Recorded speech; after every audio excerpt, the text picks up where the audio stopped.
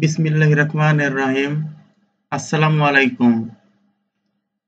সরকারি নাজির আক্তার কলেজের সুপ্রিয় শিক্ষার্থীবৃন্দ, আশা করি তোমরা সবাই ভালো আছো এবং সুস্থ আছো। আজকে তোমাদের ICT online class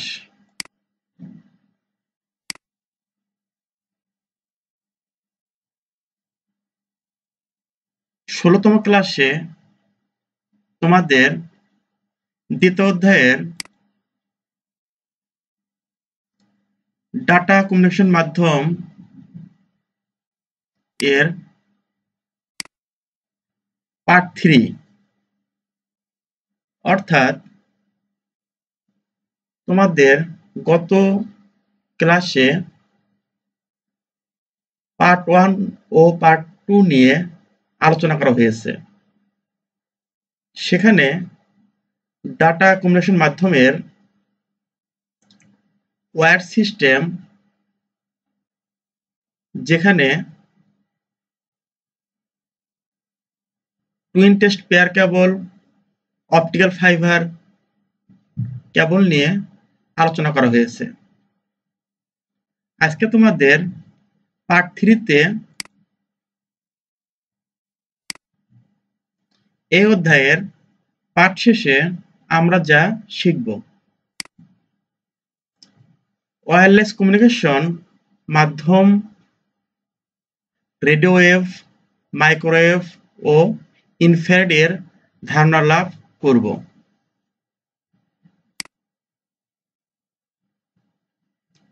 wireless communication মাধ্যম। ওয়্যারলেস শব্দ অর্থ হলো যে তারবিহীন বা তারহীন, যেখানে তথ্য আদান প্রদান করার জন্য কোনো তার বা কোনো কেবল ব্যবহৃত হয় না। কোনো প্রকার তার ব্যবহার না করে একাধিক ডিভাইসের মধ্যে ডাটা আদান প্রদান তথা যোগাযোগ করার পদ্ধতিকে ওয়্যারলেস কমিউনিকেশন সিস্টেম বলা হয়। অর্থাৎ এই পদ্ধতিতে কোনো প্রকার কেবল বা তার ব্যবহার না করে একাধিক ডিভাইসের মধ্যে তথ্য আদান প্রদান করা সম্ভব।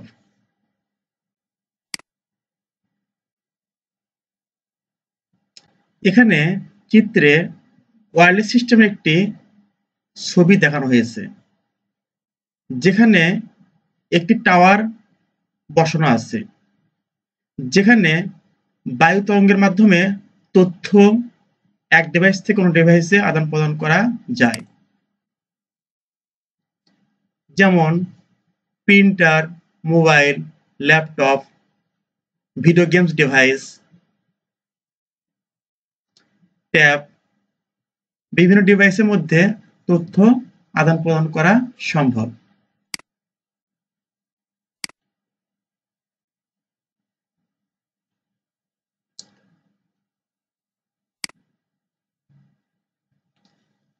ওয়্যারলেস কমিউনিকেশন মাধ্যমের মধ্যে একটি উল্লেখযোগ্য হল রেডিও ওয়েভ, যেখানে 10 কিলোহার্টজ থেকে 1 গিগাহার্টজ মধ্যে সীমিত তড়িৎ চুম্বক তরঙ্গ, যা ইলেক্ট্রোম্যাগনেটিক স্পেকট্রাম কে বলা হয় রেডিও ওয়েভ।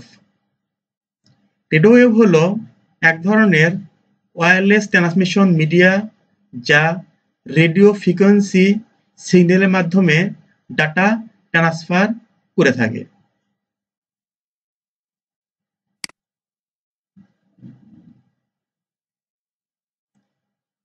এখানে রেডিও ফ্রিকোয়েন্সির একটি চিত্র দেখানো আছে। এখানে দেখতে পাচ্ছি একটি টাওয়ারের মধ্যে কিছু ঘূর্ণন, একটি চিত্র দেখানো আছে।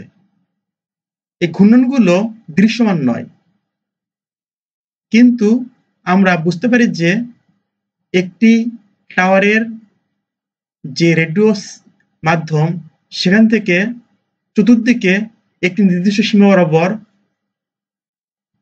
ট্রান্সমিশন বা তথ্য আদান প্রদানের যে কার্যক্ষমতা সে প্রদান করতে পারে।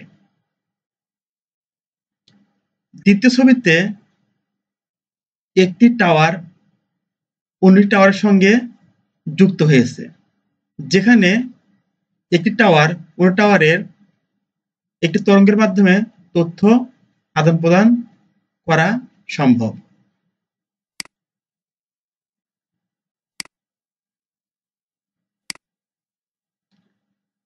মাইক্রোওয়েভ মাইক্রোওয়েভ হলো হাই ফ্রিকোয়েন্সি রেডিও ওয়েভ, অর্থাৎ এটি একটি উচ্চ গতিসম্পন্ন বা উচ্চ ফ্রিকোয়েন্সি রেডিও ওয়েভ, যেখানে 1 গিগাহার্টজ বা তার চেয়ে বেশি ফ্রিকোয়েন্সিতে পাঠানো বিদ্যুৎ চুম্বকীয় তরঙ্গকে বলা হয় মাইক্রোওয়েভ।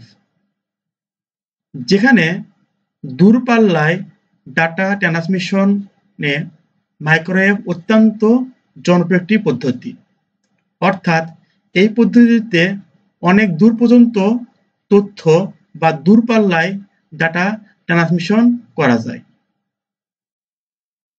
যেখানে ফ্রিকোয়েন্সি 1 গিগাহার্টজ থেকে তার চেয়ে বেশি ফ্রিকোয়েন্সিতে তথ্য আদান প্রদান করা যায়।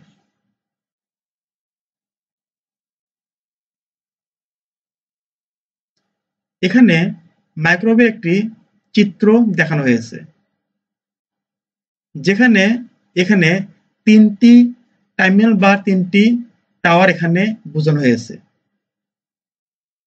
এখানে টাওয়ারগুলোর মধ্যে অতি উচ্চ ফ্রিকোয়েন্সিতে তথ্য আদান প্রদান করা হচ্ছে।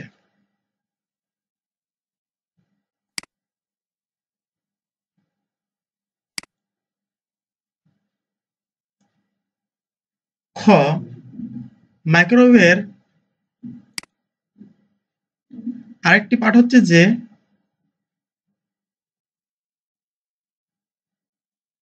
Terrestrial microwave. এই প্রযুক্তিতে ভূপৃষ্ঠে ট্রান্সমিটার ও রিসিভার বসানো হয়। এতে মেগাহার্টজ সীমার নিচের দিকে ফ্রিকোয়েন্সি ব্যবহার করা হয়, অর্থাৎ এই প্রযুক্তিতে ভূপৃষ্ঠে ট্রান্সমিটার ও রিসিভার দুইটি ডিভাইস বসানো হয়। এতে মেগাহার্টজ সীমার নিচের দিকে ফ্রিকোয়েন্সি ব্যবহার করা হয়।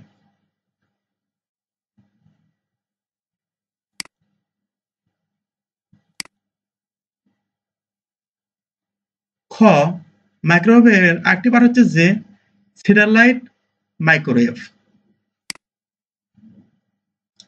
অর্থাৎ এই পদ্ধতিতে স্যাটেলাইট ট্রান্সমিশন ব্যবহৃত হয়, সেখানে কেবলের মাধ্যমে যোগাযোগ স্থাপন করা সম্ভব নয়।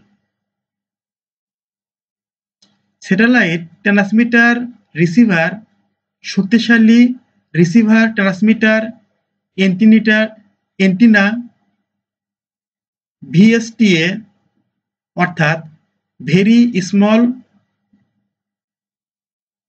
অ্যাপারচার টার্মিনাল সোলার পাওয়ার থাকতে হয়, অর্থাৎ যেখানে কোনোভাবেই কেবল সংযোগ স্থাপন করা সম্ভব নয়, যেমন উপগ্রহে, যেখানে স্যাটেলাইটের মাধ্যমে স্যাটেলাইটে ট্রান্সমিটার ও রিসিভার ও শক্তিশালী রিসিভার ট্রান্সমিটার এন্টিনার ও সোলার পাওয়ার থাকে। সোলার পাওয়ারটি সাধারণত উপগ্রহে ডিভাইসগুলোর শক্তি সঞ্চয় করে এবং শক্তিকে একটি ব্যাকআপে সঞ্চয় করে। চিত্রে একটি স্যাটেলাইট মাইক্রোওয়েভের চিত্র দেখানো হয়েছে। অর্থাৎ এখানে দুইটি এন্টিনা, যেটা ডিশ টিভি এন্টিনার মতো ডিভাইস এখানে বসানো আছে এবং উপগ্রহে একটি স্যাটেলাইট এখানে স্থাপন করা আছে, যা পৃথিবীর বিভিন্ন প্রান্তের তথ্যকে অন্য প্রান্তে পৌঁছানোর জন্য বিশেষভাবে সহযোগিতা করে।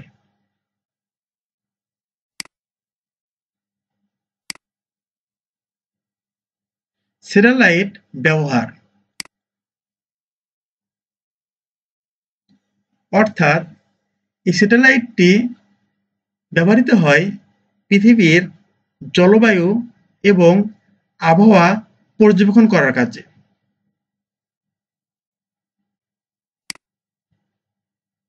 টেলিভিশন প্রচার কাজে, অপেশাদার রেডিও যোগাযোগের ক্ষেত্রে, প্রতিরক্ষা কাজে,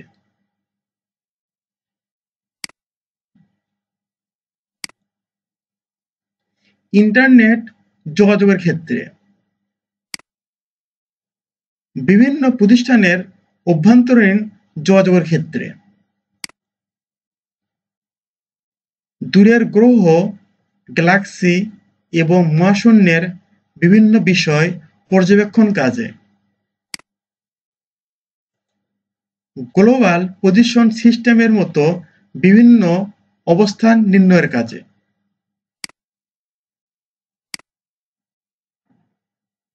স্যাটেলাইট কমিউনিকেশনের সুবিধা,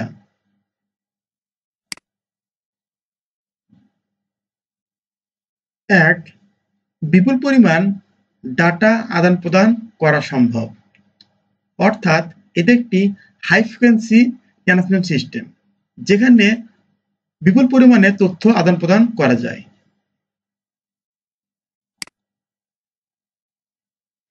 পৃথিবীর বিভিন্ন প্রান্তের লোকজন কাছেই থাকতে পারে, অর্থাৎ এটি একটি বিশ্বগ্রাম তৈরির জন্য গুরুত্বপূর্ণ ভূমিকা পালন করে। ৩, প্রতিরক্ষা ব্যবস্থায় গুরুত্বপূর্ণ ভূমিকা পালন করে।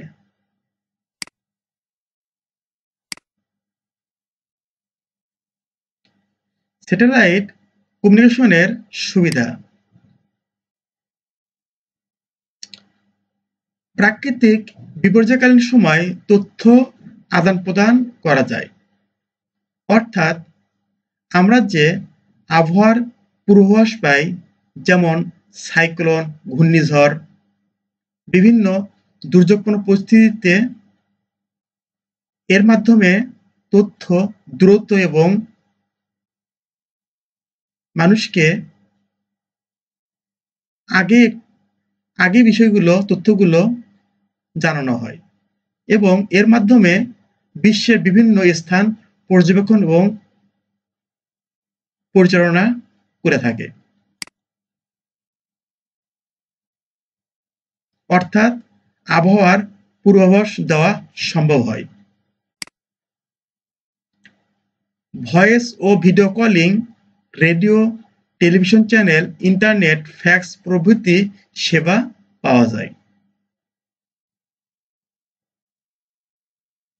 আশা করি আজকের ক্লাস থেকে তোমরা ওয়্যারলেস কমিউনিকেশন অর্থাৎ তারবিহীন কমিউনিকেশনের কিছুটা বিষয়ে তোমরা জ্ঞান লাভ করেছ।